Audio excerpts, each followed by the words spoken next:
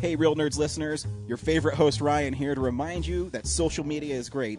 How great is it? There's many ways you can find the Real Nerds on social media. You can download us on iTunes. You can listen to us streaming on Stitcher Radio. You can call us 720-6nerds5. Aw man, our website is so cool. You can visit our website, realnerdspodcast.com. You want to leave some fan mail? Oh, that's so easy, realnerds@gmail.com. Twitter, we got it, @real_nerds. You can even like us on Facebook. Thank you so much, and hey, enjoy the show.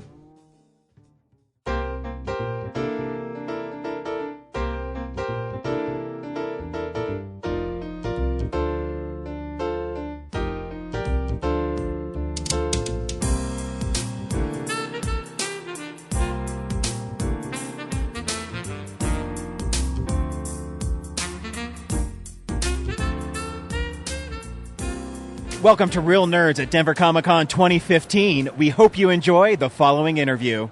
I'm Ryan from Real Nerds. I'm with Jim Palmiotti and Amanda Connor, and I'm going to try not to geek out. Okay. Because I love you guys. That's okay, you can geek out. Oh, thank you. Because one of my things I always point to is I was at San Diego Comic-Con in 2008 when you were there for DC Universe versus Mortal Kombat. Yeah, the game, yeah. And the questions that were asked were driving me crazy, and I always never wanted to be that guy. Right. I'm pretty sure 90% of the questions were, have you ever thought about Mortal Kombat versus Street Fighter? Right, and so that's my new thing to never do, is goofy questions like that.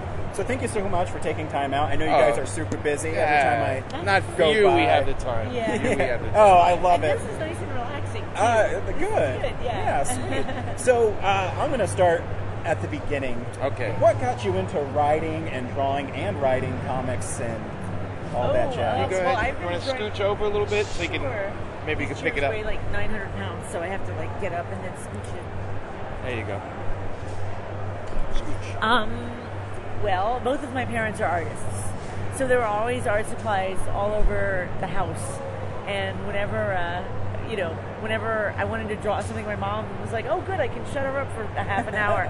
Hand me a piece of paper and some pencils, and I would just draw. And my dad actually wanted to be a comic book artist when he was a kid, but way back in the day, parents discouraged their children from becoming comic book artists. So when I decided I wanted to be a comic book artist, he was really encouraging. So yeah, that's how I got into comic book art.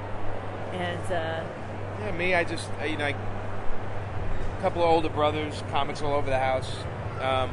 I loved them when I was a kid. I went to High School of Art and Design. I took illustration and comic art, and decided I met a couple of comic artists. I did background work, ghost work for them. I saw their poor living conditions and realized I'm not going to do comics for a living. And I didn't get back into comics until I was almost 30. And when I got back, I started doing backgrounds for Mark Texera, who was doing Ghost Rider and Punisher in the same month. And eventually I got in doing inking, and then inked a lot of books. And then started self-publishing. I met Joe Quesada in San Diego.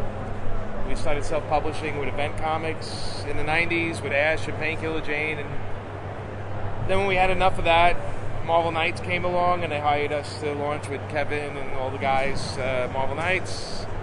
And during that time, I decided I wanted to write more and do less of the art. So I started getting small gigs. I think my first gig at Marvel was Deadpool. Wrote like issue 46 to 56 or something like that. And then from there, I just started getting more writing gigs, and eventually I gave up the inking.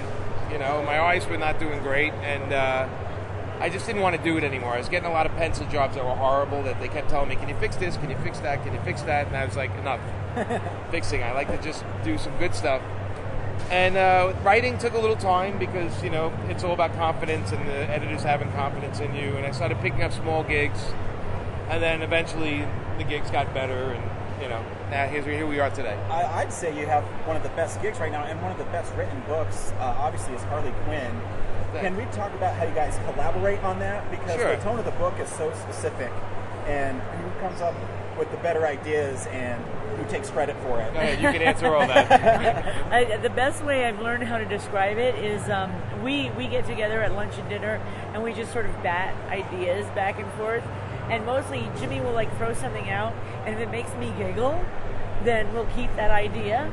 And the way I always say is Jimmy builds the house, and I sort of paint and decorate it. So he sort of builds the bones of the script, and then and he even throws in some dialogue too that makes me crack up. And then I have Harley's voice so embedded in my head, which might be bad. But I hear her so clearly that I can just get her dialogue down so easily. And then I'll tweak and I'll add some panels if I feel like it makes like the beat of the scene happen a little bit better. So delivery, the beat of the delivery. Yeah. She's an artist, so she sees things differently. Yeah. But we collaborate. We bat around crazy ideas. We laugh and go, "There's no way we can do that," and that's usually what it winds up being. Yeah. Because we're like, let's try it and see what they got to say. It definitely is a book that, on purpose, we make it so no matter when you pick it up, you really don't know what is going to happen or go on. You can't say, I know what's going to happen next issue. They're going to no. It goes off in tangents. Yeah. All of a sudden, she's hugging a whale. Yeah. There's like just bizarro stuff going on, and we like that because we're writing the book for ourselves too. So we have to say, I've seen the fist fights. Like it's a million. Every other book does that. So let's just make it more crazy. Let's just have more fun. And setting it in Coney Island already sets a template of insanity. Having Tony and having Eggy and all the crazy characters, and the dog, the beaver, and Bernie the beaver. Now she has a rooster. She's got a rooster now. Named Mike. And all the pets living on the floor, the floor below. Right. So it's definitely like, I guess, at the same time, it's like a stream of consciousness. Mm-hmm. Although we do try to end it on a cliffhanger, but we also try to resolve by the time of the issue. Yeah. We have no idea what we're doing. We just keep doing it. See, that's what I think works so well with the Harley Quinn book because, one issue she's in Roller Girls, and then the next one she's saving senior citizens, and the next one she's playing her actual doctor as a psychiatrist. Is it hard to write a character which everybody already loves, and now you've actually elevated and given her more depth as a character? Is that part of also taking her out of Gotham and putting her in Coney Island? Ironically, it's pretty easy. Because it's like if you have like Harley's personality and her likes and dislikes already in your head, you can sort of run with it. You can sort of take it to the next level. Like there are things that she would do, and there are things that she wouldn't do. And if you keep in mind that she's a psycho killer with a heart of gold, then a heart of gold. The girls. Fan came up yesterday to the booth. She goes, she has a heart of gold and a head of nuts. And I thought that was a great description. A perfect description. Yeah, I was like, that's pretty good. And in her head, she thinks she's a hero. Yeah. And she thinks Batman's a bad guy. She's like he's a supervillain that she has to save the world from. So if you're in her head, you see it, in a different perspective. Yeah. So, we also. When we got the series, we wanted to take her out of the zone where every story would be about Batman and Joker, and so we had to move her out of Gotham. We just thought if we kept it in Gotham, it's another Gotham book. Yes. So then we'd have to acknowledge everything they're doing in every other book, and it would sort of slow our character down a little bit, because then it would be about whatever the big crossover in Batman's going on. So, and we said, let's move it out from that. We can acknowledge it, but I don't want to make the book about the Joker. We wanted to concentrate on Harley just being Harley. Yeah. And I think it works so well because even the look of the book is different because, the Batman books are so dark and brooding. And you open up Harley Quinn and Chet Harden's art is like, boom. And you're just like, it's just amazing. And it should look like a carnival. Exactly. It should look like the inside of her head. and that's what's so amazing. And do you think now we can segue perfectly into the Power Girl team up because those issues work so well of Harley trying to be Power Girl. Yes. And I don't know if she failed, but she realized there's more to it than just saying you're a superhero. Well, in her head, she did not fail. That's right. No, in her head, they're a team. And actually, the miniseries is hysterical because they're in this other place. And they have to go save Bartox, the sexiest man in the universe. And Power Girl has no memory of her meeting with Bartox when he needed her help to, how would I say this? Repopulate Repopulate his planet. So she doesn't remember that. She's got amnesia. Yeah. So in this thing, so when Bartox meets Power Girl in this series, it's kind of funny because it's a one-way thing. Power Girl's like, I'd never be with somebody like you, and Harley thinks it's the greatest thing in the world. Like, you know, Harley is like, I'm going to be a matchmaker. Yeah, you know, because Harley loves love. You know, she's a romantic at heart. You know, and it's so clever too because you wouldn't think, you know, when Harley's holding up Power Girl's costume and it's too heavy for her. Yeah. Just little things like that, I think, just bring you into the world and you understand where she's coming from. And if you're not sure, then the Beaver will tell me what's going on. Exactly. There's a fine line between respect and spoof. Mm-hmm. We try not to spoof anything. We just try to kind of reality it a little bit. That. Yeah. You know, we try and stay on that fence. Right. It's ridiculous, but it's actually what would happen. Yeah, it's if wonderfully it was real. ridiculous. Yeah, if it was that. Yeah. And then you're also doing Starfire. Yes. And how's that going along? You guys are taking so many books on at once.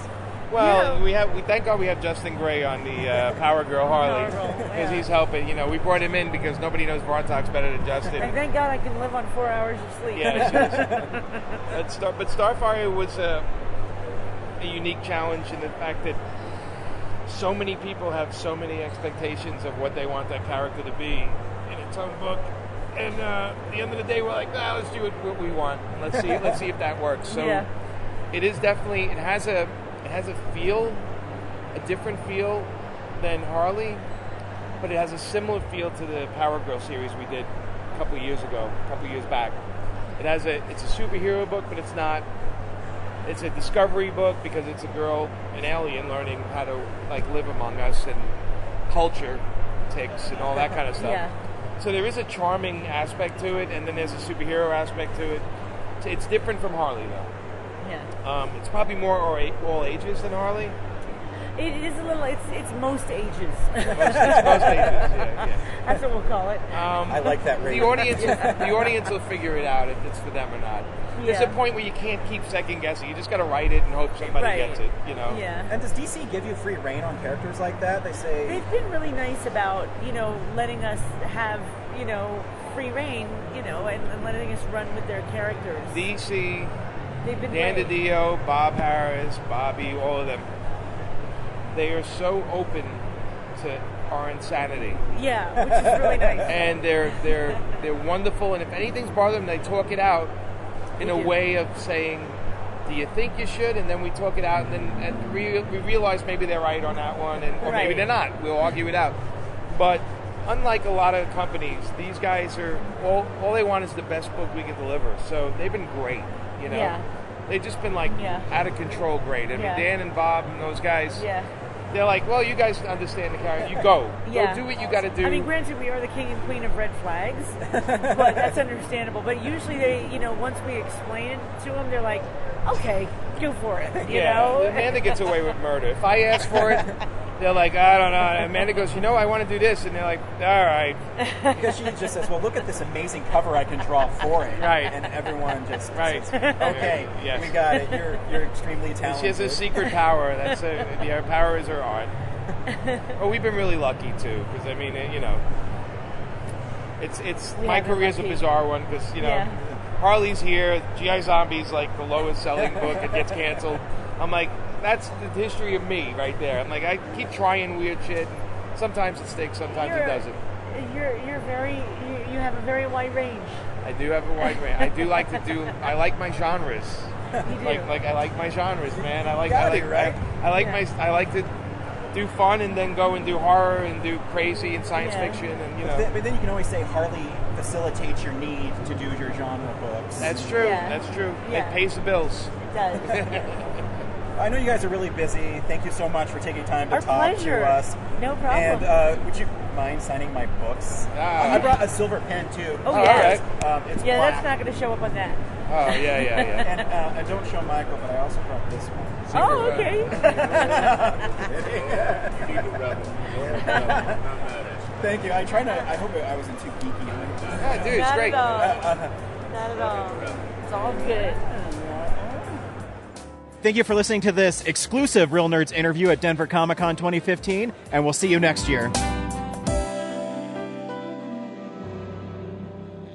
Visit our website, realnerdspodcast.com. You can tweet us at real_nerds. You can email us even, realnerds@gmail.com. Like us on Facebook. Hey, stream us on Stitcher. You want to call us? 720-6nerds5. And download us on iTunes. Just search Real Nerds. Thank you, Joe Kempter, for the wonderful voiceover. And also Spark Mandrill for the wonderful late-night jazz smooth sounds of movies. You can find him on SoundCloud. This has been a Nebulous Visions production.